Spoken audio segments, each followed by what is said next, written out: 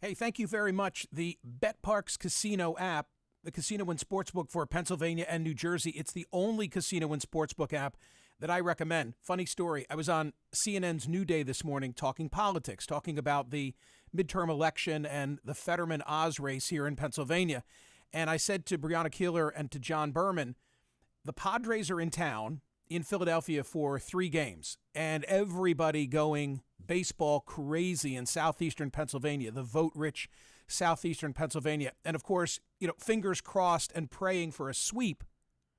I said the one person who probably doesn't want a Philadelphia sweep of San Diego is John Fetterman. Because if there should be a Game 7, it would be October 25th, the same night as the one and only debate. And he's trying to run out the clock because he presumes he's got a narrow lead over Dr. Oz. The rest of us will be cheering for Philadelphia and maybe with some skin in the game. I mean, people are sports crazy right now for both baseball and for football and for soccer as well. The casino app is fabulous. Philadelphia is essentially a home pick'em against San Diego. You've got pro basketball and hockey now being back Sunday for pro football, Saturday for college football, whether you're a Georgia, Penn State, UCLA, Alabama, Clemson, Texas, Syracuse fan. They've got live in-game betting. You can download it now on the App Store, Google Play Store, or at betPARX.com. Just remember, you've got to be 21 and in Pennsylvania or in New Jersey. Gambling problem, call 1-800-GAMBLER.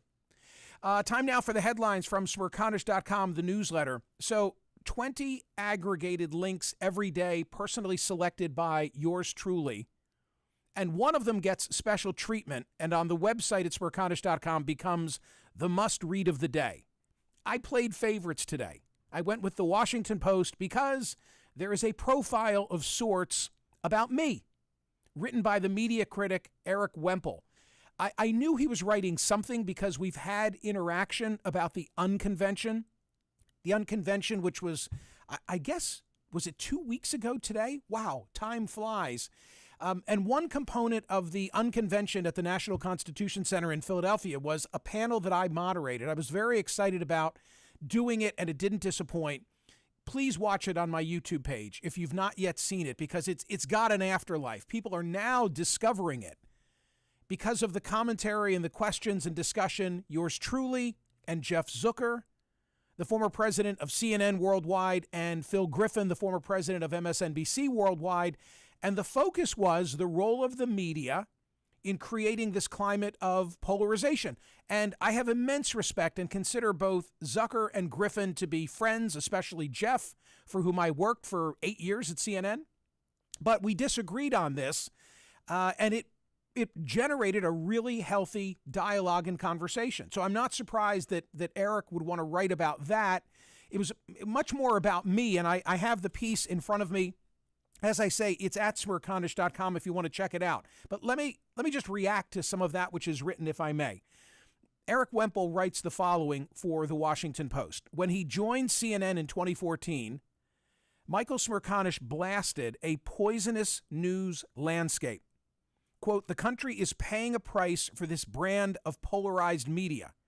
Too many politicians are taking their cues from people with microphones. Well, 8 years ago, give me points at least for consistency, because it's still my mantra, and I believe it even more so today. And he must have pulled the very first dialogue that I delivered on CNN, because I remember it. In fact, maybe I should grab that and put it on the YouTube page. Just it'd be fun to be able to show it to people. But I thought a great deal about what I wanted to say, and that's what I wanted to say. I came on and I said, I want this program to be different because I think that a polarized media is driving us into a ditch. Back to Wemple. The way he approached news coverage, Smerconish said at the time, was, quote, perfectly suited for CNN's non-ideological brand. Smerconish hosts a Saturday morning show on CNN as well as a show on SiriusXM. Well, yeah, my launch 2014 significantly was pre-Trump. And would I have said then, well, I did say then, that CNN had a non-ideological brand? Yes, I said it at the time and I believed it at the time. Do I think it became less so in the age of Trump? I do. I think that Trump was, and I said this to Jeff in the unconvention conversation. I think that Trump was given too much attention in 2016. By the way, Zucker himself admits that and agrees with that. It was great for ratings. You know the example that I've often used. You're walking through the living room in 2015, 2016, and Hillary is on television. Are you stopping to watch? Maybe, maybe not. Trump is on the screen in 2015 or 2016 after he's, descended the escalator. Are you stopping to watch? Hell yes. Because it was all so unpredictable. You had no idea. And there was also the feeling among many of us, because I didn't see his victory coming, like this can't possibly last. What's it going to take for him to finally flame out? There were so many moments when you thought he's done. I remember when he sat with Frank Luntz and said relative to John McCain that he, Trump, respects those who don't get caught. And I'm like, put a fork in him. But I was wrong. 8 years after his arrival at CNN, Smerconish is hyping the possibilities of a network dedicated to the country's center. In a recent panel discussion, the host pointed to a Gallup finding that 42% of Americans identify as independents. Quote, why not say, hey, this is the path. We're not going to be MSNBC. We're not going to be Fox. We're going to go after independent thinkers, Smerconish said at the October 7 Unconvention, a gathering designed to find common ground across politics. And I don't just mean me on Saturday. We're going to build a whole network around that principle. This was actually me saying to Jeff Zucker, can you sell centrism? And he had a funny quip. If you watch the exchange, he said to me, well, I sold you. Quote, does that appeal mean Smerconish no longer believes CNN is a non-ideological network? Well, Erik Wemple sent me a very direct email asking that. Hey, here's what you said when you came aboard. Here's what you said October 7. Put the two together. It sounds like you don't think CNN is any longer non-ideological. And I dodged my answer to that. I can't create waves with my employer so expressly. I said this, quote, a good day for me is when half of social media say they hope I'll be fired because I belong on Fox, and the rest complain that I'm carrying water for President Biden. And TC can tell you that most Saturdays, that's exactly what I get. A ton of people, it's almost like no matter what I say, you belong on Fox. Why are you sucking up to Biden? I'm like, yeah, I've done my job today. More from Wemple. As Smerconish's comment suggests, the country is split into opposing camps. That's one factor complicating his dream of a middle-pleasing cable news network. Another is the colossus that continues drubbing all competition in this industry, Fox News. In 2010, Smerconish exited the Republican Party and declared himself an independent. Quote, where, this is me in 2010, this is me 12 years ago, where political parties once existed to create coalitions and win elections, now they seek to advance strict ideological agendas, he explained in a HuffPo essay. His own views, hardline on national security and immigration, less extreme than the GOP on abortion, in favor of gay rights. Listen to this one, because one of my sons wrote to me on this and called me out. Unsure on climate change, and said it placed him in a partisan no man's land. 12 years ago, I guess that's where my head was. Unsure on climate change. I'm sure today. I've seen enough extreme weather. I'm cognizant of all the records that have been set. I'm looking at the storms not caused directly by climate change. I get it. But certainly fueled and exacerbated by them. Yeah, that's kind of interesting, though, isn't it? 12 years. Look, we all, evolve in our thinking. So 12 years ago, I wasn't sure what to think. In-your-face moderation has been his thing ever since. Ooh, I like that. You put that on like a book jacket. Erik Wemple, Washington Post, Smerconish, in-your-face moderation. I like it. I want to say something about that because too often I think the slight, the denigration, the negativity about someone who's not all to the right, not all to the left, is like, oh, well, they don't stand for anything, which is bullshit. On his CNN show, Smerconish takes on big issues, accords them meaty treatment, and presents multiple viewpoints. Thank you. A formula that would presumably take hold at this centrist media outlet. Asked at the Unconvention panel discussion whether his organization would platform someone who spouted election fraud lies, Smerconish responded yes, but with appropriate journalistic pushback. But why? I was challenged on that by both Phil Griffin and Jeff Zucker. My response, because if I'm looking at data that says Republicans believe this, I feel like I'm not doing my job unless I air it in a critical way. That is my view. In that discussion, Jeff Zucker, who for 9 years served as president of CNN Worldwide, expressed reservations about Smerconish's concept. First of all, the reality is there's not 25 of you, said Zucker. That's true. That is what he said to me, referring to skilled broadcasters who aren't ideologically typecast. Another consideration, I'm not sure there's enough day in, day out passion for that to succeed. I mean, this is the question. Can there exist sufficient passion in the middle to sustain alternative media outlets? That's the issue. I mean, Fox's demographic is very white. I don't say this in a negative sense. I say this in an analytical sense. Very white, very old, income-wise, not what CNN and MSNBC are. They are not tuning in and tuning out. In radio, we used to, in the Arbitron era, speak of time spent listening. These people turn on that TV and they leave it. Come on, do you have parents or grandparents? You go into their house and like Fox is on and it's never turned off? But they've got that loyalty. They've got a small but very loyal group of viewers. Could you ever emulate that kind of loyalty somewhere other than the partisan extremes? I continue to think that you can. Passion is an open question, says Erik Wemple.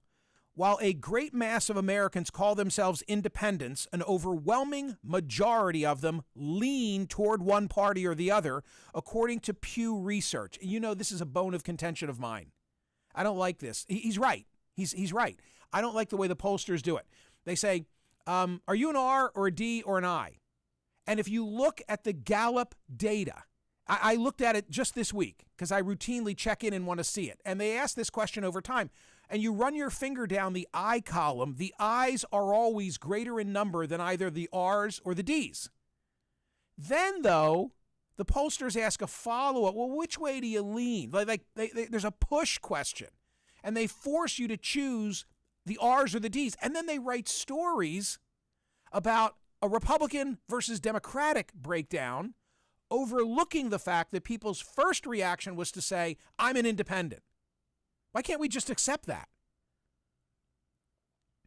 That said, there is a middle out there, says Chris Tasanovic. He must be related to me. He sounds like he's Montenegrin. Tasanovic, an associate professor of political science at UCLA. Whereas there's a significant ideological gap between the most moderate politicians of each party, there's a more continuous distribution of views within the general public. Millions of people for whom it's not clear whether the Democratic Party or the Republican Party is a better fit, says Tasanovic. I'd get him on the program. I like that. What's more, younger generations are showing less appetite for major party affiliation than their parents, notes Tom Riley, a professor at Arizona State University's School of Public Affairs. I think people are craving for nonpartisan government and media. Ooh, write that name down too, TC. Tom Riley at ASU. Hey, Tom, I'm going to be in Arizona at ASU in late January. Maybe we'll meet. It's funny. I was having this conversation. The piece makes it seem as if I'm out there trying to build a network. I'm not. The context was at the Unconvention, I had this unique opportunity to question the former presidents of MSNBC and CNN. And so this was my focus, and I'd looked forward to it. And it was a direct but gentlemanly conversation. I think they felt good when they left, and I felt good about airing these issues. I'm not out there as an advocate trying to put something together. I get too much on my plate. I wish I had that kind of time. But I interestingly, I had a dinner last night where, because this story came out, I aired a lot of these things informally with three really bright guys. Paul Rieckhoff he's a veteran, and he's a real independent thinker. Righteous Media is his entity. He's got a podcast called the Independent Americans Podcast. So I had dinner with Paul and Scott Galloway, the NYU professor. It's so funny because Scott has so often been my guest that he didn't realize until I told him that we'd never met. He's so often been a guest of mine on CNN and Professor G podcast and here on POTUS, and he's so provocative and so damn smart. He's the NYU professor. And the third of the others present for dinner was Jeff Bewkes. Shrinking Violet, the former CEO, the former chairman of all of Time Warner. He was Zucker's boss, and he was running HBO and running that whole conglomerate. So, here I am, just having been written about by Erik Wemple in the Washington Post, talking about an independent media and the viability of it. And it made for great dinner conversation. These are the sort of questions that, I guess my point is, that a lot of people are asking. A lot of us who are just fed up with the status quo, recognizing that there's a relationship here between a polarized media and a polarized Washington. I sit here looking at three video monitors while I'm on radio, MSNBC, CNN, and Fox, because I want to see what they're doing. I mean, right now, Fox is in a full-fledged get out the vote effort for the Republican Party. What's the value to candidates of Hannity taking an entire hour of his primetime show and giving it to Herschel Walker? It's staggering and so indicative of the way the media is directing the parties, as opposed to the parties, doing what they think is best and the media just covering it. Okay, Nextstar Media certainly believes they are, meaning that there's a move for centrists. In 2020, it launched NewsNation, a product that would serve up unbiased news middle course between the extremes of MSNBC and Fox. The code name for the undertaking was Project Neutral, according to the New York Times, although some staffers saw it veering toward Project Partisan. Coverage on Donald Trump was soft, staffers told the Times, and Bill Shine, a former Fox News co-president and Trump White House official, had been brought in as a consultant. Who said an ideologue can't guide a straight news operation? I was also asked about this by Erik, and I didn't have enough data. I said to him, I'm not sufficiently familiar or expert with the product or the promotion of it to be able to have an informed opinion about NewsNation. I've seen Dan Abrams. I watched Chris Cuomo's opening commentary. I've got immense respect for Cuomo, and I believe Cuomo to be a centrist independent thinker. Quote, the evening lineup for NewsNation features hosts with backgrounds at Fox News, CNN, and ABC. Just before Cuomo's show launched, podcaster Kara Swisher pressed him on the nonpartisan branding. I've always been nonpartisan, he argued. Having watched you every night, I would not agree with you, Swisher said, adding ballast to Zucker's point about the availability of broadcasters with centrist bona fides. Look, I know there are 25 of me, if I'm going to put it in Zucker's terms out there. In fact, a lot of the people that you see on television or hear on radio that you perceive as being so ideologically driven, it's an act. It's shtick. I mean, there are some true believers in the mix, but they're saying and doing what they need to get ahead. And if there were a third way, if there were an alternative path, you'd have people want to be that way because they could be their more genuine selves. It's everything I expressed in my novel, Talk, where my protagonist, Stan Powers, is saying things that he doesn't believe.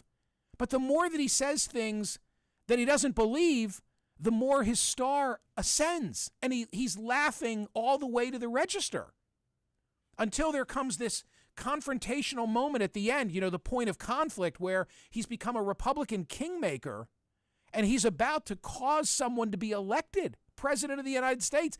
And now you find out, is he going to be true to himself, or is he going to take the money and continue to run?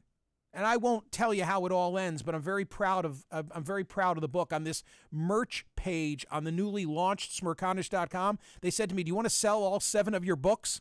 I'm like, "Nah, people can find them if they want them, but I do want to sell talk, signed copies." I just went and signed 500 books because I so believe in that product still. Sadly, it's been like a decade since I wrote the book, and yet it holds true today. How does this thing end with Erik Wemple? I'll give you the final paragraph. "We're now more than 40 years into the cable news era, a span in which producers have learned all the little tricks and tactics that keep people tuned in. More things need to happen than just to have a lot of moderates for a centrist media network to be successful," says Tasanovich. "It would have to be compelling." Okay, absolutely. This is my final observation about this. This professor is now, reacting to, repeating the idea that, it sounds a little boring. He's not saying that. Am I boring? I'm a lot of things. I don't think I'm boring. I'm a lot of things. I don't think I lack passion. But the perception is that if you're not far to the right or you're not far to the left, you don't stand for anything. I stand for lots of things. But what I stand for doesn't line up neatly in these faux ideological boxes. There's no connection between being pro-life and strong on defense and not wanting to have a large societal safety net and being suspect of climate change. And yet, didn't I just rattle off 4 things that people on the right are? And I could say the same thing about being, on the left. To be against the death penalty and to want there to be a large welfare state and, et cetera, et cetera. There's no connection. Those connections are made just in this perception that you better be one or the other because none of us wants to look undecided. My views span that gamut, and I think that is where most Americans really are. Go read Morris Fiorina's Unstable Majorities, or take a look at the Hidden Tribes 8,000-person survey of 4 or 5 years ago. Most of us are unrepresented in a world like this. We're somewhere usually progressive on social issues and fiscally conservative. So why shouldn't that be reflected in the media? It should. Thank you, Erik Wemple. I really appreciate you writing this in such a straightforward manner and perpetuating this conversation. It is time to change the channel. Hopefully not when I'm on air, but you know what I mean. You got to mix up your media diet. That'll help get us out of this partisan ditch. Okay, thank you for watching. Thank you for listening. I really appreciate it. Read the Wemple piece. It is the #1 must-read of the day item at Smerconish.com today.